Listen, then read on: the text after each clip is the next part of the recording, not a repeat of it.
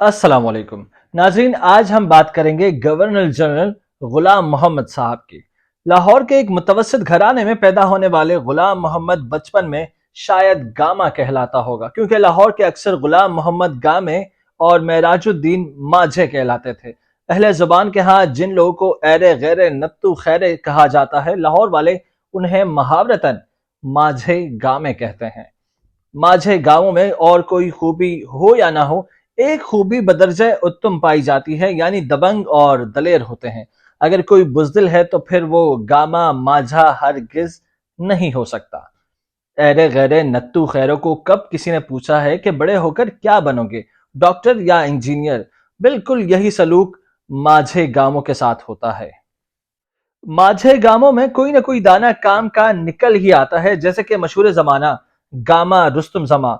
वो तो खैर ताकत के बलबूते पर रुस्तुम जमा बन बैठा, मगर हमारे गुलाम मोहम्मद साहब को खासे पापड़ बेलने पड़े।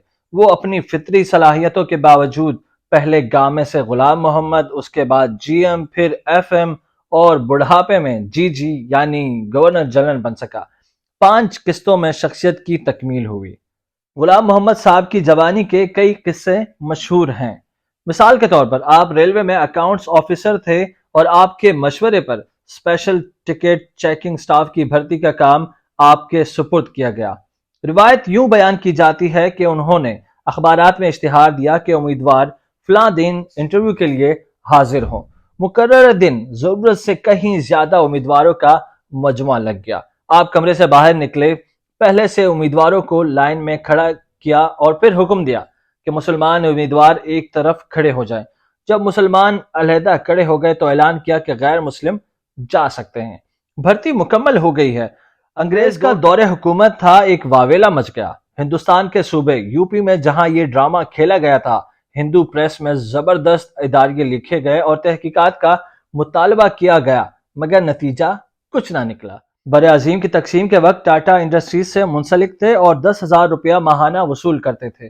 तकसीम के वक्त टाटा ने 20,000 माहाना की पेशकश की, मगर गुलाम मोहम्मद साहब ने कायद आजम रहमतुल्लाह अलैह की दावत पर 3,000 रुपया माहाना के एवज मुमलकत खुदादाद पाकिस्तान में वजारत खजाना का कलमदान संभाल लिया। ईद की तेजी और सख्त मेहनत की वजह से फिशार खून में खौफनाक हद तक इजाफा हो गया। नतीजतन फालिज के पे दर पे हमले हुए। डॉक्टरों ने मुकम्मल आराम का मशवरा दिया। दर असना कायद मिल्लत लियाकत अली खान शहीद कर दिए गए।